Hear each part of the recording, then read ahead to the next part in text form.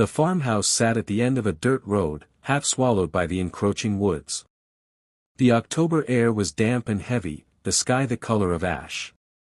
Ryan killed the engine of the car and leaned forward, peering through the windshield at the sagging roof and boarded windows. "It looks worse than I remember," he muttered. Beside him, Lily hugged her arms to her chest. She had barely spoken the whole drive, her face pale and tense. "It doesn't just look worse," she said quietly. "It feels worse." The house had belonged to their grandmother, Margaret, though neither sibling had been close to her in the later years. She had grown more withdrawn, shutting herself inside, refusing visits, answering letters only with terse replies. When she passed away, the lawyer's call came as both a shock and a relief. Now it fell on Ryan and Lily to clear the place out and prepare it for sale. They stepped out of the car, the gravel crunching beneath their shoes. The air smelled faintly of mildew and wet leaves. Ryan hoisted his duffel onto his shoulder. "Let's just get this over with. A couple days, maybe 3, and we'll be done." But as they crossed the creaking porch, Lily froze. Her gaze had snagged on the door. There, pinned under a rusty nail, was a sheet of paper, its edges curled and yellowed. Her hand shook as she reached for it. The handwriting was unmistakable, thin and shaky, like it had been scratched into the paper by a trembling hand. "Do not turn out the lights." That was all it said. Ryan frowned, taking it from her. Probably some old superstition. You know how she was near the end. But Lily didn't move. Her eyes darted toward the windows, dark behind the boards, as if she expected something to look back at her. Then why does it feel like a warning?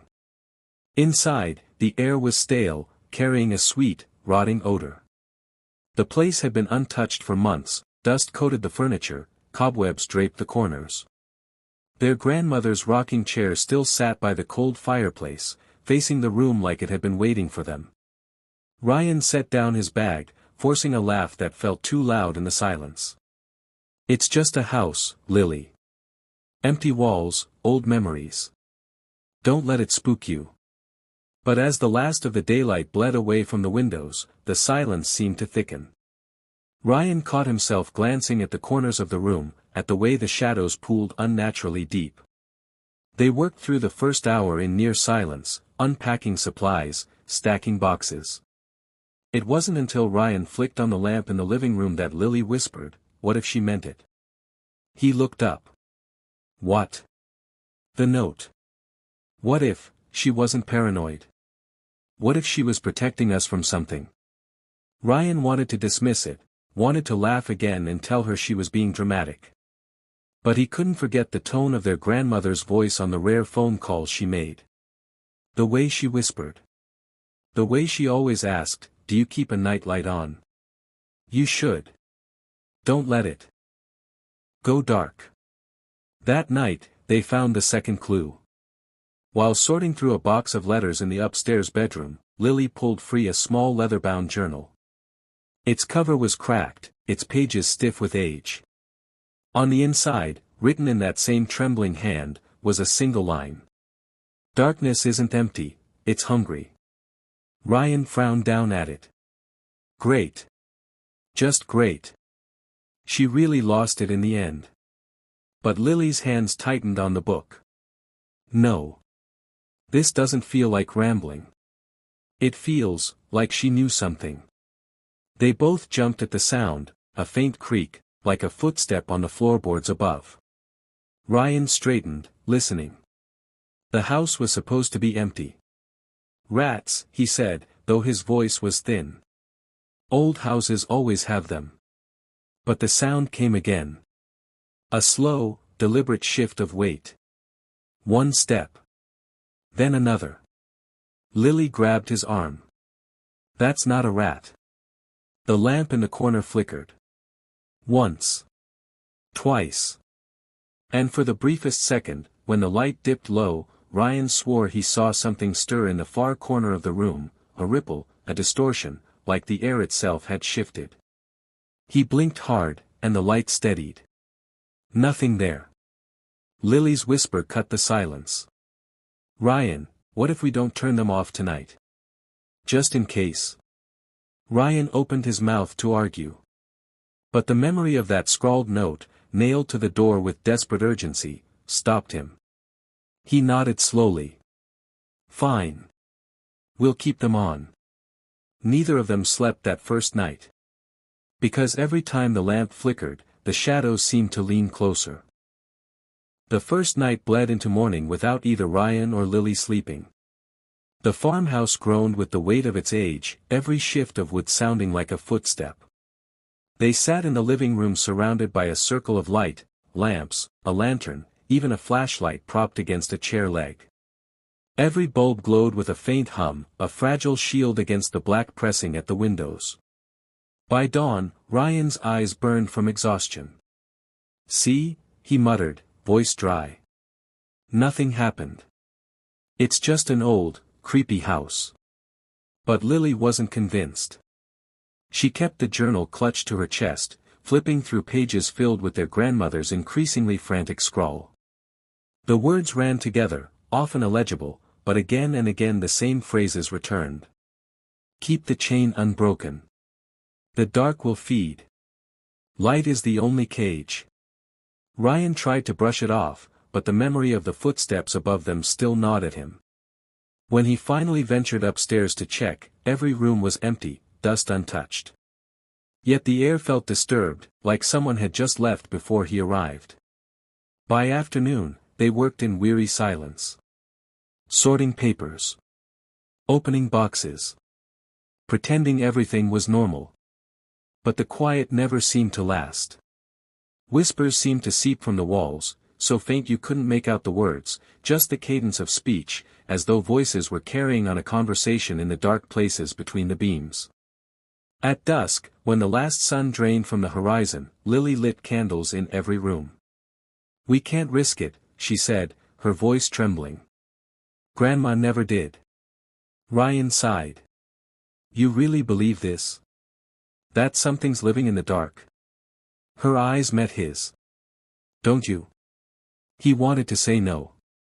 But the truth lodged in his throat like a stone. Because every time a shadow stretched too long, every time a corner of the room seemed too dark, he did believe. That night, the flickering began. It started with the lamp in the hall, a faint sputter, then steady again. A few minutes later, the bulb in the kitchen hissed and dimmed, shadows rippling across the walls like water disturbed. Old wiring, Ryan muttered, though the words felt flimsy. But then all the lights in the living room pulsed at once, as though the house itself had drawn a breath. Lily clutched his arm. It's testing us. The silence that followed was thick, vibrating, as if the house itself was listening. They tried to stay calm, huddled in the living room, their fortress of lamps and candles pushing back the darkness. Hours crawled by. Then. Click. The flashlight by the chair leg switched off. Ryan froze. He hadn't touched it. Lily hadn't touched it. The button hadn't clicked by accident, it had been pressed. Turn it back on, Lily hissed. Hands shaking, Ryan picked it up and pressed the button. The beam flared back to life, cutting a swath into the shadows. For a moment, relief flooded him. Until he realized where the beam landed. The far corner of the room. Something stood there. It wasn't clear, its shape was distorted, as though it were part of the shadow itself.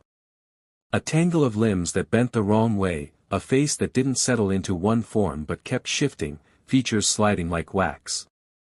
Its body seemed to breathe with the darkness, swelling when the light faltered, shrinking when the beam steadied. Ryan's mouth went dry. He forced the words out. Do you see it?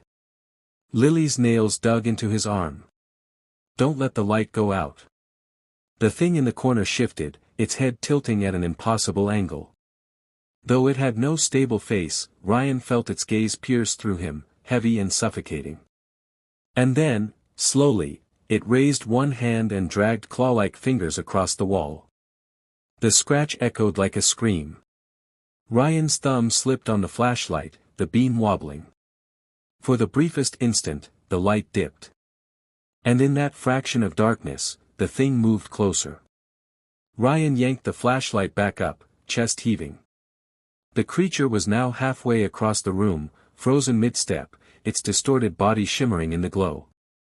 Lily was crying now, silent tears streaming down her face. "Ryan, it wants us to turn them off. That's why Grandma never did. That's why she lived in fear." The lights flickered again, all at once. The thing surged forward, a blur of shadow and limbs stretching too far, too fast. And then the lamp blazed brighter, forcing it back. It retreated into the corner, seething, melting into the black until it was gone. Ryan dropped into the chair, the flashlight trembling in his hands. His heart hammered against his ribs, each beat too loud in the suffocating silence. Lily whispered, her voice barely audible. "What happens when the lights all go out?" Neither of them answered. Because the truth was already pressing in on them. And the night was just beginning. The farmhouse had never felt so alive. The walls creaked and shuddered with phantom weight, and every breath of wind through the trees outside sounded like a voice against the windows. After the shadow in the living room, Ryan and Lily knew the truth: their grandmother hadn't been paranoid. She had been a prisoner.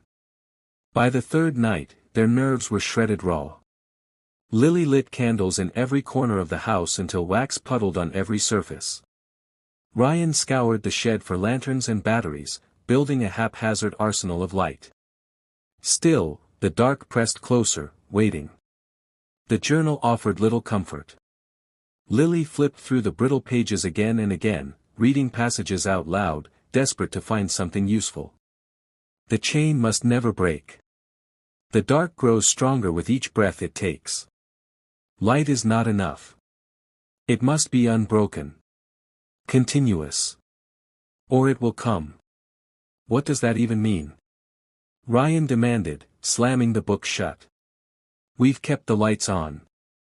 We've done everything she did. Why isn't it working? Lily's voice was hollow. Maybe because she didn't die. The words sank into him like a knife. Their grandmother had lived here for decades, tethered to this house, maintaining her rituals, her lights, her fear. When she passed, the chain broke. And now whatever she kept at bay was free to crawl out of the dark. That night, the storm came. It began with a low rumble, thunder growling in the distance. Then the rain hit, sheets of water lashing the windows, wind shrieking through the cracks in the walls. The farmhouse trembled with every gust. Lily's face drained of color. "Ryan. If the power goes out." "I know." He forced calm into his voice, though panic coiled in his stomach. "We've got the lanterns, the candles. We'll be fine." But the storm had teeth. Lightning split the sky again and again, throwing the house into stark white flashes. Each time, the shadows shifted, lingering a fraction too long after the light faded, bending into shapes that didn't belong.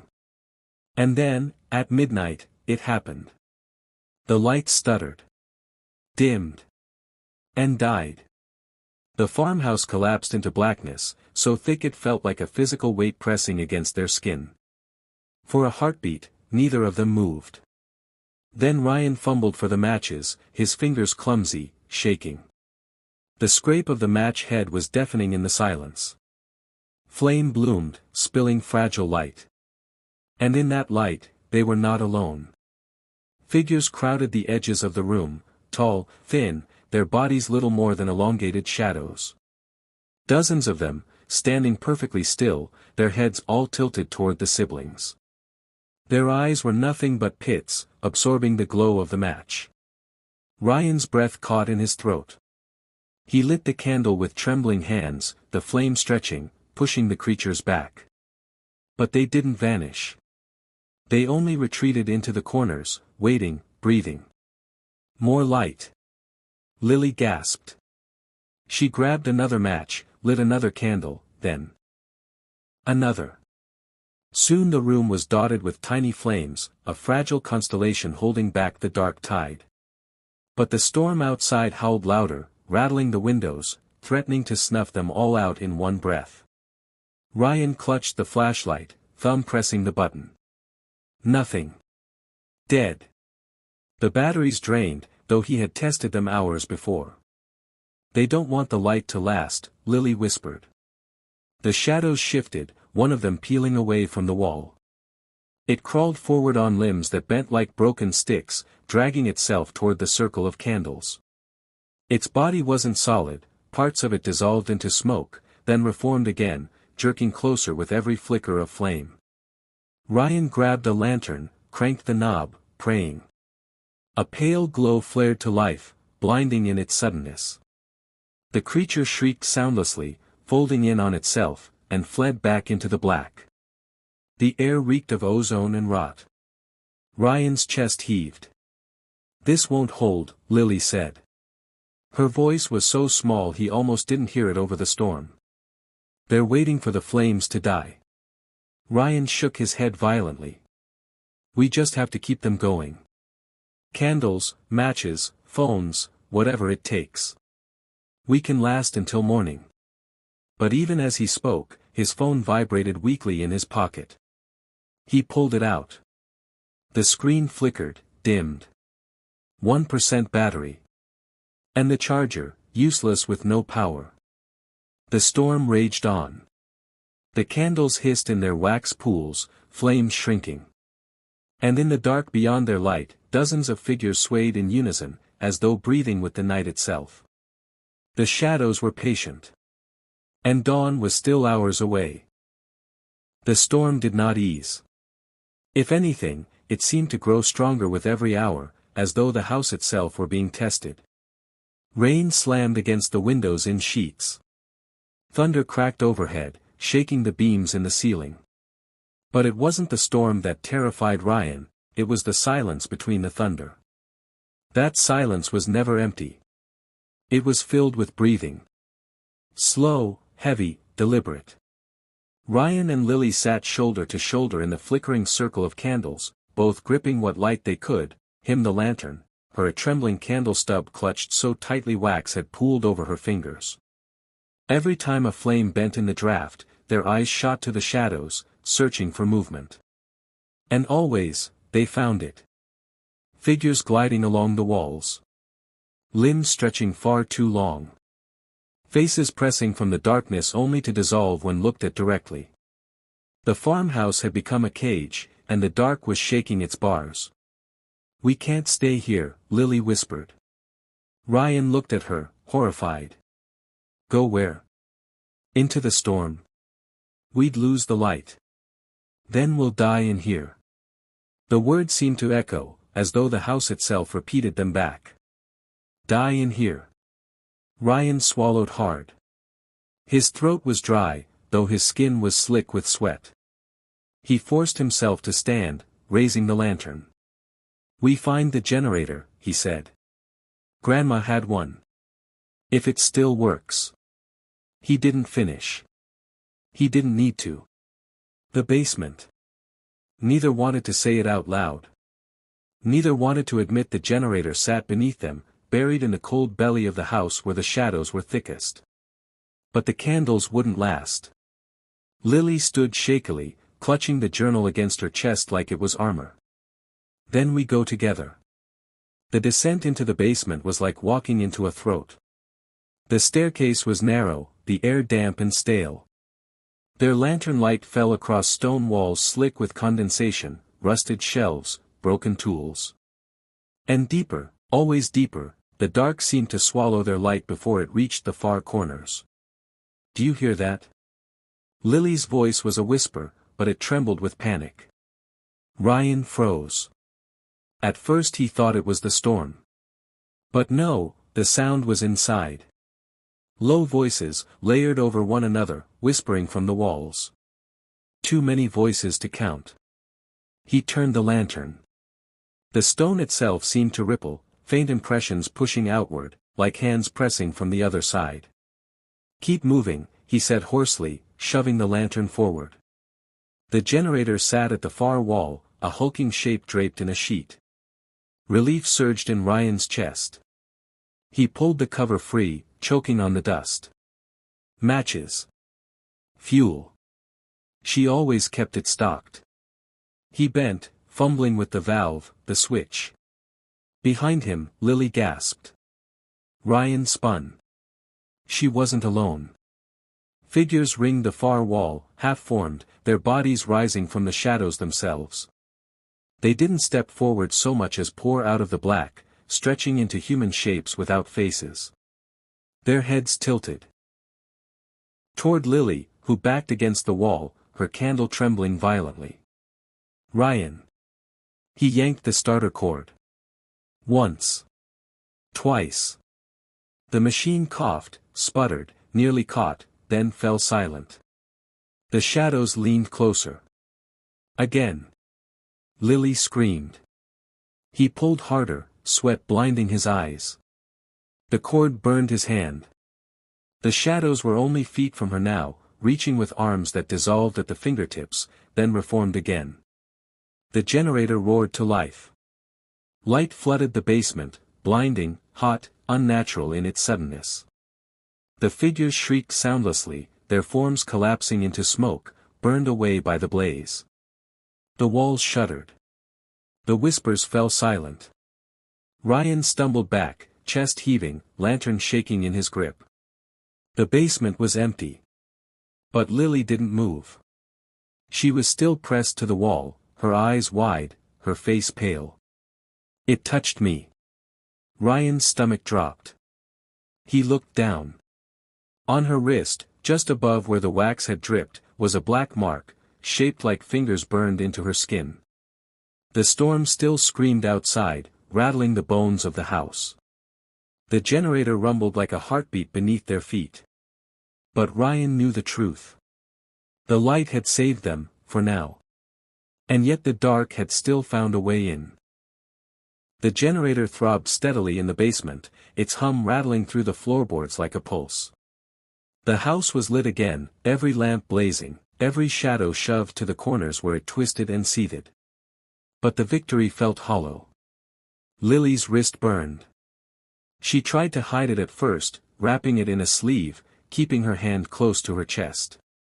But Ryan saw the mark every time her shirt slipped back, 5 black finger-shaped stains, sunk deep into her skin like rot. The flesh around it seemed wrong, discolored, as though something beneath the surface had claimed it. "Let me see," Ryan said that morning. "No. Lily." "I said no." Her voice was sharp, cutting in a way that didn't sound like her. She pulled away, clutching the journal tighter than ever. Her eyes, normally soft, had taken on a glassy sheen, like she was seeing something beyond the room, something only she could hear. Ryan swallowed his protest. The last thing he wanted was to fight with her, not here, not now. But the unease in his stomach only grew heavier. They spent the day searching the house, hoping for answers in their grandmother's endless boxes of papers. And though Ryan tried to keep his focus, he couldn't stop watching Lily. The way her hand twitched sometimes, fingers flexing as if something else was moving them. The way she muttered under her breath, words too low to catch. The way she had stopped flinching at the shadows. At dusk, she sat by the window with the journal open on her lap, whispering to it. Ryan came closer, heart pounding. "What are you saying?" Her head snapped up.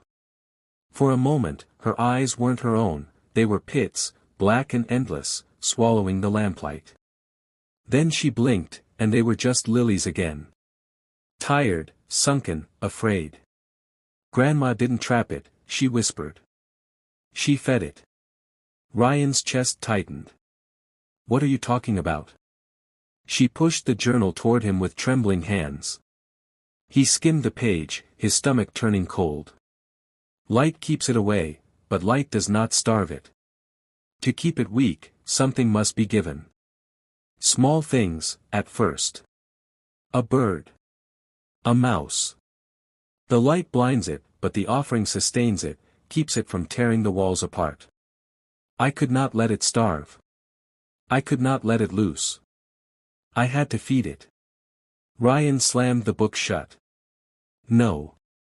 That's insane. But Lily's gaze was steady, her sleeve slipping back to reveal the black mark, darker now, spreading up her veins like ink. She fed it, Ryan. That's how she survived this long. And now it's hungry again. The lamps flickered, almost on cue. Ryan grabbed the lantern. No. We'll outlast it. We'll keep the lights on until morning. That's all we have to do. But Lily only smiled faintly, a thin, brittle smile that chilled him to the bone. Morning doesn't matter anymore. That night, the generator stuttered. The lights dipped. For a few seconds, the house was plunged into trembling shadows, and Ryan saw Lily's reflection in the window. Only, her reflection didn't move when she did. It stayed, grinning. When the lights returned, she was asleep in the chair, her breathing shallow. Ryan stood over her, his fists tight. She looked so small, so fragile, and yet he couldn't shake the image of that other Lily in the glass. He thought about leaving. Just running into the storm, away from the house, away from her. But he knew it was useless. The dark would follow. And Lily. Lily wasn't just his sister. She was all he had left. The house groaned around him. The shadows stretched longer. And from somewhere deep in the walls came a sound like teeth grinding against stone. Ryan checked the lamps again, his heart hammering. Every bulb glared back at him. Every candle flickered steady. But still, he couldn't escape the feeling that the dark was already inside. Not just in the house. In her. The farmhouse no longer felt like their grandmother's home. It pulsed with something alive, something wrong, every creak and shiver of the walls a reminder that the house itself was a cage. The generator's hum was fading, its steady heartbeat growing weaker, and Ryan knew it wouldn't last the night. But worse than the failing light was Lily. Her skin had grown pale, almost gray, her lips tinged blue as if frostbitten. The mark on her wrist had spread upward, veins branching black across her arm like roots of a poison tree. She no longer winced at the sight of the shadows, they seemed to bend toward her, lean into her, as though the dark recognized its own. Ryan tried to rouse her from the chair where she had curled up, the journal clutched against her chest. Lily. Stay awake. You can't sleep. Her eyes fluttered open, but the gaze that met his wasn't hers. They were wide and glossy, reflecting not the lamp's glow, but something deeper, something endless. It doesn't matter if I sleep, she murmured, her voice low and not quite her own. It's already inside. Ryan's throat closed. He shook her hard, panic boiling up. Fight it. You're stronger than this. But Lily only smiled. And it wasn't her smile, it was too wide, too sharp, a grin that didn't belong on her face. You don't understand. Grandma wasn't keeping it away. She was preparing me. Ryan stumbled back, bile rising. That's not true. She wouldn't. She chose me, Lily whispered, her voice layering with another tone beneath, deeper, rasping. The light chained it, yes. But chains break. Flesh endures. The lamps flickered. The shadows quivered against the walls like 1,000 bodies pressing forward, straining against the glow. Ryan's pulse hammered in his ears. He wanted to run, to bolt out into the storm and never look back. But Lily swayed in her chair, her candle guttering low, and he couldn't leave her, not even like this. I'll find a way to stop it, he muttered, half to her, half to himself. There has to be a way. But the journal had no answers, only fragments of desperation. He turned page after page, his hands shaking, until one line caught his eye. If the host is claimed, the only way to sever the bond is through flame. He froze. Flame. Fire. His stomach turned. Could he do it? Could he burn the house, burn her, to end it? Before he could think further, the generator gave a shuddering cough and died. Darkness swallowed the house. Ryan scrambled, lighting matches, candles, anything he could reach. Tiny flames sputtered to life, but they weren't enough. The dark was heavier now, thicker, pressing in on all sides. And Lily rose to her feet. Her movements were jerky at first, as though she were fighting strings being pulled too tight. But then her body settled, her limbs loosening, and she stood tall, too tall, her shadow stretching impossibly long across the wall. Lily? Ryan's voice cracked. Her head tilted, and for a heartbeat, her face was hers again. Ryan, she whispered, tears streaking her cheeks. Help me. Please. But then the grin split her mouth wide, tearing her lips, her teeth gleaming in the flickering candlelight. A voice that was not hers poured out, vibrating the air. There is no Lily. The shadows erupted, crawling across the floor like living things, pooling around her feet.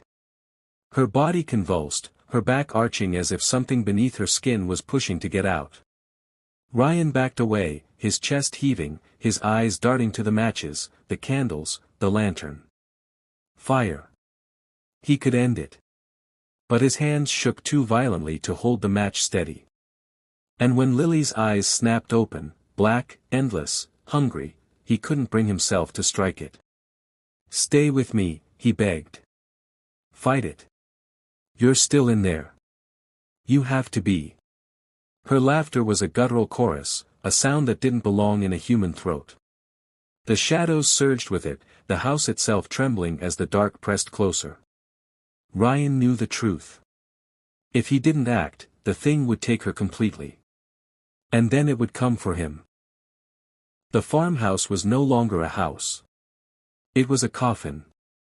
The shadows had thickened until they dripped from the ceiling, coiled along the floorboards like veins, twisting and breathing as though the house itself were alive. The storm outside had gone silent, yet the air within screamed, vibrating with the low thrum of something vast pressing in on every wall. And in the center stood Lily. Her body jerked and twisted as though she were being worn like clothing. Her skin stretched, her veins black and swollen, her eyes drowning in darkness. Her mouth moved but her voice was not hers. You kept the lights for nothing, it rasped through her lips. They only slow the hunger. And hunger never ends. Ryan clutched the matches in his trembling hand, his other gripping the lantern. He could barely breathe, barely think. Lily, he whispered, desperate, broken. You're stronger than this. Fight it. For a fleeting second, her face softened. Her eyes shimmered with tears, her voice cutting through in a whisper, it hurts, Ryan. Make it stop. And then the grin returned, splitting her cheeks wide. Blood trickled down her jaw. She begged too. The old one. She begged every night. Ryan's stomach lurched. His grandmother. The journal's warnings weren't superstition, they were confession. The shadows surged. A dozen hands rose from the floorboards, slick and black, clutching at his ankles, dragging him down.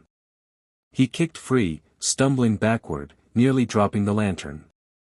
He had one choice. The journal had been clear. Flame. Burn the vessel. Burn it all. But it was Lily. Don't, she hissed, her body lurching toward him, jerking like a puppet. Her eyes flickered between black pits and tear-filled brown. Don't leave me here. Don't kill me. Please. His heart cracked.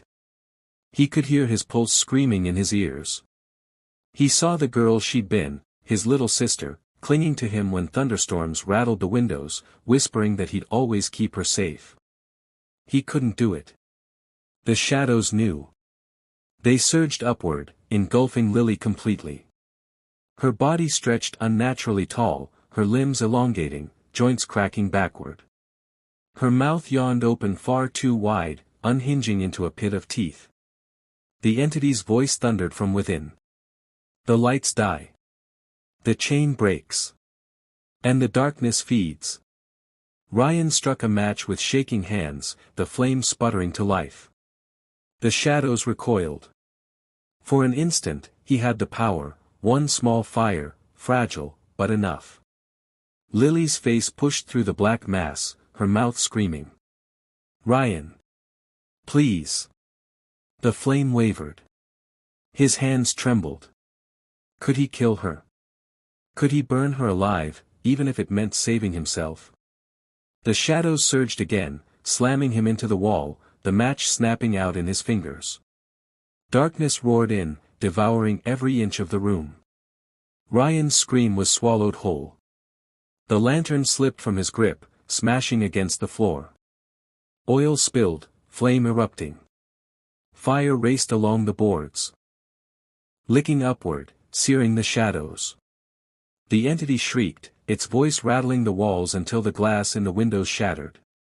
Lily's body convulsed, caught between two hungers, one of flame, one of void. Ryan staggered to his feet, coughing, eyes streaming from the smoke. "Fight it, Lily. Fight it now."